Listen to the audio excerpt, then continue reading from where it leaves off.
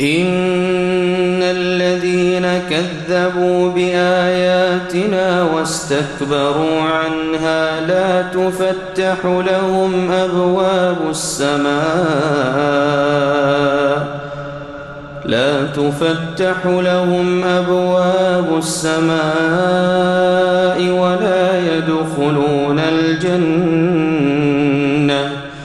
ولا يدخلون الجنة حتى يلج الجمل في سم الخياط وكذلك نجزي المجرمين لهم من جهنم مهاد ومن فوقهم غواش وكذلك نجزي الظالمين والذين آمنوا وعملوا الصالحات لا نكلف نفسا إلا وسعها أولئك أصحاب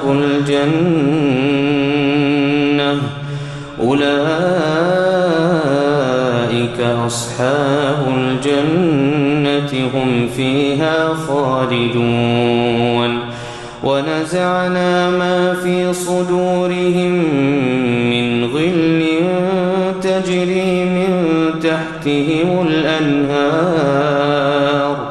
وقالوا الحمد لله الذي هدانا لهذا وما كنا لنهتدي لولا أن هدانا الله لقد جاءت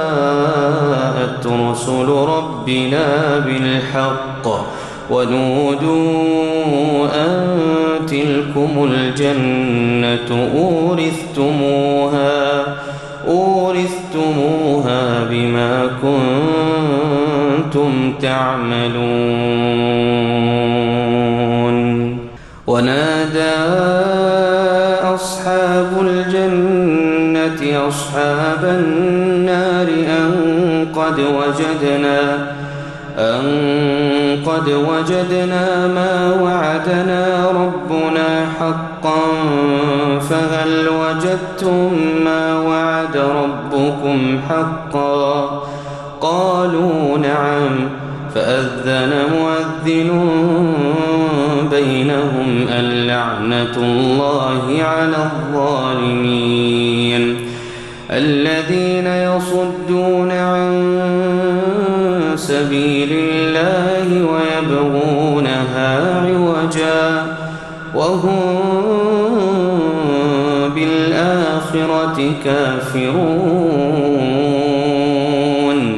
وبينهما حجاب وعلى الأعراف رجال يعرفون كلا بسيماهم ونادوا أصحاب الجنة أن سلام عليكم لم يدخلوها وهم يطمعون وإذا صرفت أبصارهم تلقاء أصحاب النار قالوا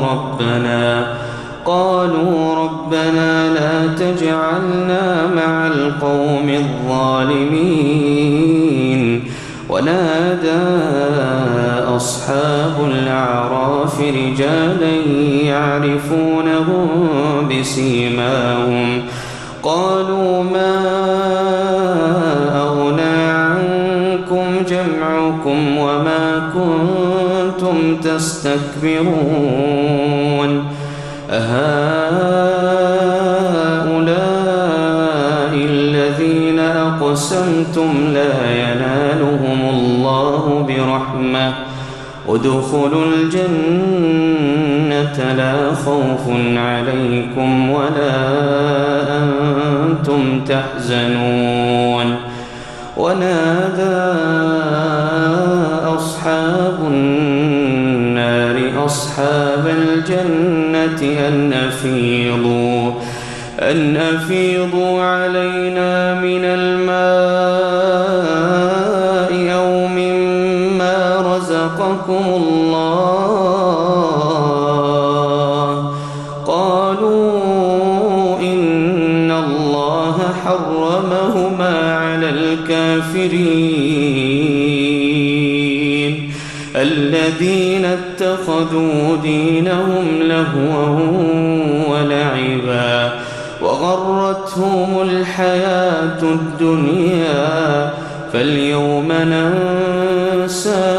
كما نسوا لقاء